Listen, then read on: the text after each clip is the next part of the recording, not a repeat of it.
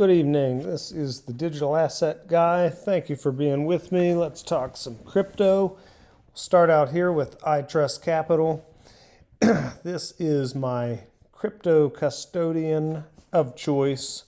You can own your crypto inside of an IRA, Roth, traditional, or SEP, or you can have the all-new premium custody account where you can just own your crypto not in an IRA, but have institutional grade custody.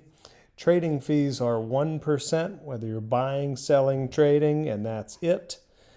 Absolutely amazing platform for buying, selling crypto. Inside my IRA that I have two different ones, a Roth and a traditional. You know, what's really kind of cool is I'm not really a day trader, but if I wanted to, I could day trade inside of that thing and buy, sell as much as I want without any tax consequences. You can also stake Ethereum and Solana right now, I believe, inside of the Roths. I mean, you can do it in the premium custody too, I believe, but inside the Roths, you don't have to worry about the taxes. So something to think about. I have a link I'm going to post in the description. If you use that link, you can get a free $100 funding bonus. Take advantage of that. All right, the market today, we're still down a little bit. Market's really boring for us OGs who have been in this a while, but you know, started out the day down at 85. We ended about 87. Excuse me. If we look at it on the month, though, we're really just going sideways. You know, if you look at this every day and get stressed out about the day-to-day moves, it's, you know, kind of a stressful way to do it. But if you zoom out and kind of look at the big picture, you know, we're just kind of doing what we've done in other bear markets. Earlier, Tom Lee was talking about a Santa Claus rally into the end of the year. Will we have a Santa Claus rally? I don't know, but let's look back in the past. Remember my saying as the digital asset guy, let's live in the past and the future in order to make the best of the present. If we look at the 2021 bull run into the bear market, this was in November. And then if we look at December, check this out right here, there's December 20th. We went up into a Santa Claus rally right up onto Christmas Day, the 25th. We did kind of do that on Bitcoin. If we go back and look at XRP, let's see if we can find it on there. We'll go to the year chart.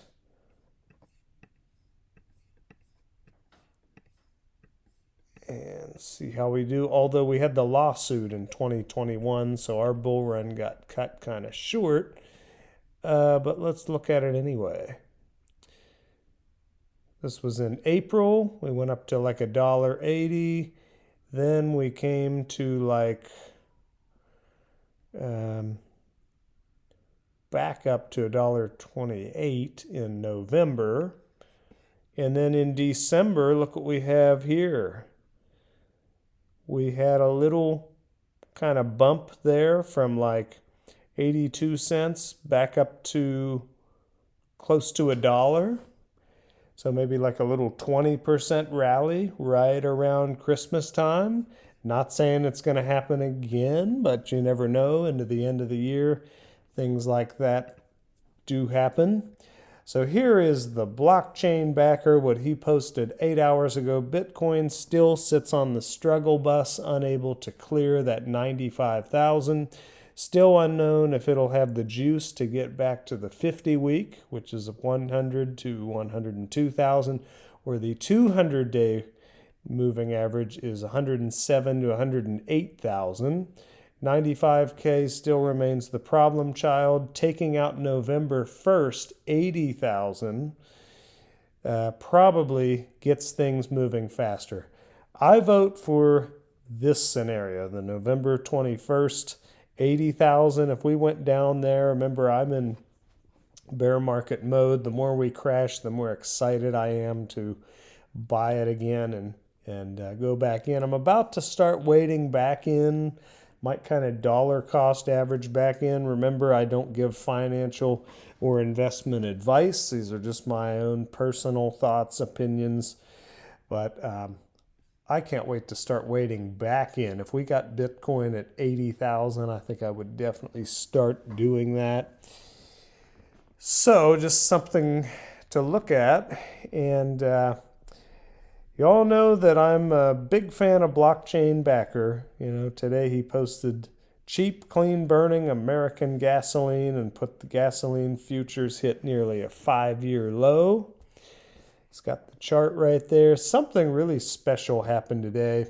So most of you know my X account got suspended shortly after XRP Las Vegas. I gained like 1,000 followers in a day.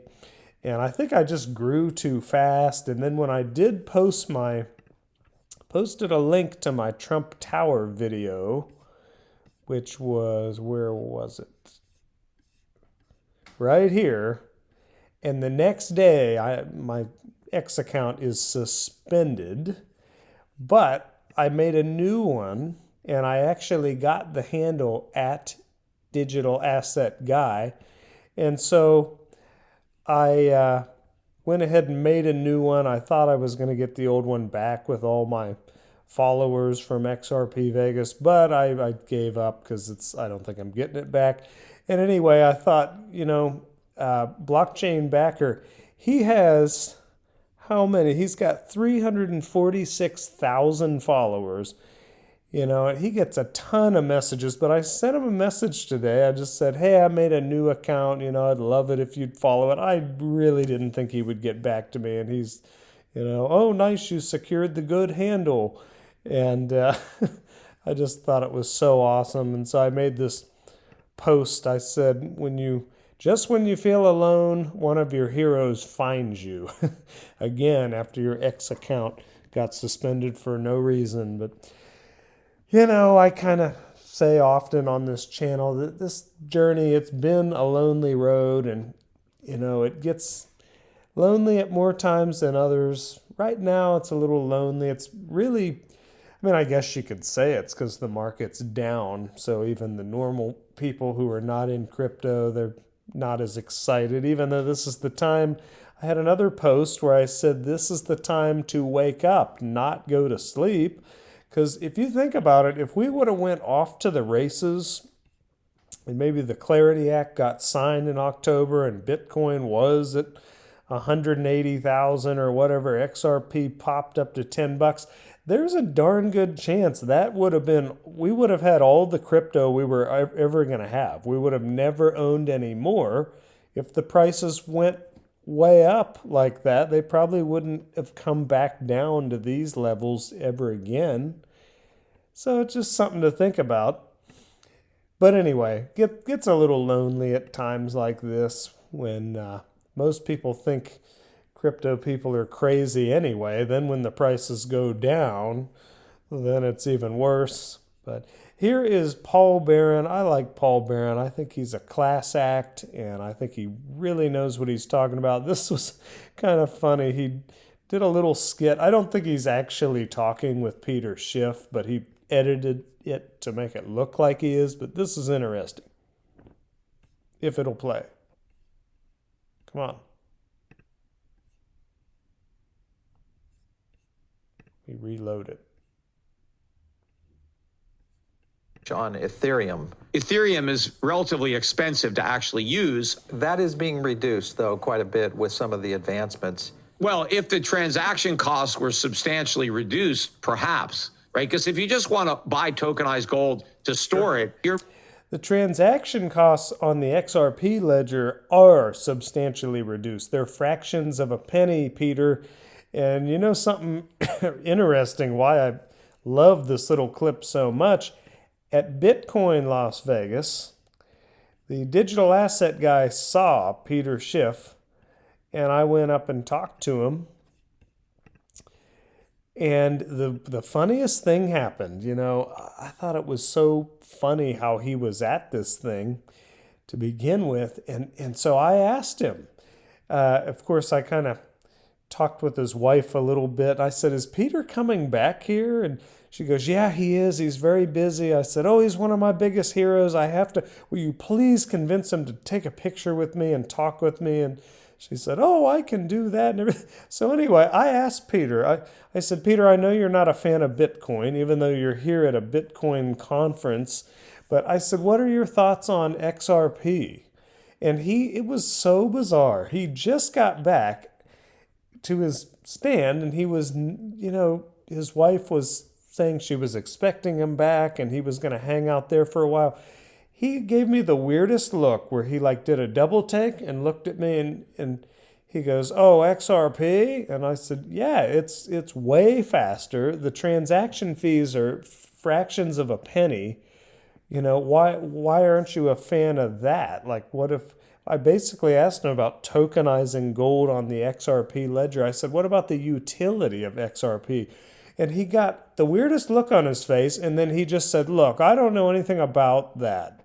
And then he awkwardly walked away when he just got back to the place. And it was just odd. But anyway, I thought this little clip was interesting. Really not getting any real value added. I think they might, because if there is yields being paid on it, which is most likely yeah, gonna but you don't happen need soon. to have it in a token to get a yield. If you want yield on your gold, I have to have a program where I'm loaning your gold out to somebody who's using it and who's That's called paying DeFi. yield. Right, but I could do that without a token. There are companies that do that now. Why haven't we seen them out there then, Peter? There's only so many, companies that would want to borrow gold. You borrow against the gold, so you're not taking capital gain, obviously. Do you think we'll see banks starting to allow you to hold your tokenized gold in a bank? Maybe they'll add their own fees to it, their own custodial. Yeah, I'm sure they will. I think tokenizing a lot of things will be a thing in the future. But I don't know. I argue with a lot of gold bugs where they say, gold, because it's real and physical, it's the only thing that's really worth anything. In the pandemic, I know a certain person who tried to get their gold delivered that was like overseas in some safe place. And guess what? They couldn't do it. They said, due to the pandemic, we can't deliver your gold. Like, I just don't, I understand gold's valuable and it's scarce, but we mine more of it. And then there could be gold on another planet, like on Mars, if Elon Musk goes up there. It's not truly finite. And it's just, if we were to use gold, how are we going to, it's so hard to transport. It's going to have to be tokenized. So I just think a lot of people are really just slow to put this together, how it's going to work. I think that I could see us being, since the dollar is inflating away, I've heard Judy Shelton talk about going back to a gold standard. She said we could go back to a gold standard and do it in a very sort of cryptocurrency kind of way. I think that's what we're going to have to do, because the gold standard, we did it once. We could do it again, but we would have the utility of the blockchain, and one like the XRP ledger that actually works and has instant settlement. It would make perfect sense. Here's something Digital Asset Investor posted. There is one of my other heroes, Eleanor Terrett, incredible lady, host of Crypto in America. They're talking a little bit of politics here. This is Chris Giancarlo, who was following me on my old Digital Asset Guy X account, but then it got suspended. But he saw my little interview I did with Eleanor and liked it, started following me. But here's him talking about Democrats and Elizabeth Warren's anti-crypto army. Tell them Lehman's a dead man walking. They're gone because no one will take their name in a trade. But more importantly, in 2008, the Federal Reserve calculated that a failure of Lehman Brothers would trigger about $400 billion in payments by the other Wall Street bank on the credit default swaps, which are a kind of insurance product they had written against a failure of Lehman Brothers. And the number struck me as odd because I knew they were just adding up all of these instruments on all the other banks' balance sheets. And the reason why I thought it was odd is I knew that every one of those banks were re-hedging that exposure every time they wrote that protection because they were re-hedging it on our platform. And I thought if they thought a failure of Lehman Brothers would trigger $400 billion, I thought the number was much lower. I was estimating about $200 billion. And I called a professor at Georgetown, at NYU named Bruce. Well, I don't know where the part was. Maybe it's later about the Elizabeth Warren's anti-crypto army. They had a good run, but you can listen to the whole thing. But Chris Giancarlo, very smart guy. He used to be the chair of the CFTC. Excuse me. Still fighting these allergies. Every fall. Anyway, really smart guy. Here's Mikkel down here, who I also met at the conference. Now he's starting to say bull or bear market. You know, I've been through a couple of these bear markets, and what I've found is usually it starts out when we go into the bear market, nobody wants to acknowledge it. Everybody's screaming, bull, bull, we're going to the moon, this is just a correction, we're not done yet. Then I start seeing like aggressive posting, you know, like we're, you know, even kind of like crazy things being posted saying we're in a bull market. Then the second phase is when people start saying, okay, are we in a bull market or a bear market? And they start questioning and trying to like ask people what everybody thinks. That's like the second stage. Then when people start posting like, well, this bear market this, and this bear market will be that, and this is my advice for the bear market. It's kind of what happens. And then when I start seeing people call the bottom, when we're way down low and there's been some really bad news, that's when it's usually like we're about to start going back in to the bull. But anyway, here was Coins Kid. He's another chart analyst. He said, I remember when Bitcoin was at 3K. Actually, he's from Britain, I think, and he would say it like this. I remember when Bitcoin was at 3K, the good old days. Look at it now. What was your earliest Bitcoin memory? He would say it like that. You can watch his YouTube channel. But anyway, I posted this. The digital asset guy posted this. Oh, this was on my old account, one of my old accounts. But anyway, I remember this day we lost half of our market in a day. It was the worst day ever, but that day I made a decision to scoop some up, and I'm really glad I did. Looking back in hindsight, it was one of the best days ever. So just a little perspective. Anyway, thank you for being with me today. We're seeing a little bit more views and things. I got a package from Sweden, some Christmas decorations. It was very, very sweet of the person who sent it. I might talk a little bit about that in some upcoming videos. But yeah, I just appreciate all of you being here. If you're still here at the end, you know, really the thing that really got me into crypto was, yeah, the crypto and the prices and the investing and all that. But really it's been the people and living in this new modern world, and especially with the pandemic when everything went online, but getting to know the personalities in crypto, like Blockchain Backer, and there's Crypto Jazz of the Real Crypto Informants, and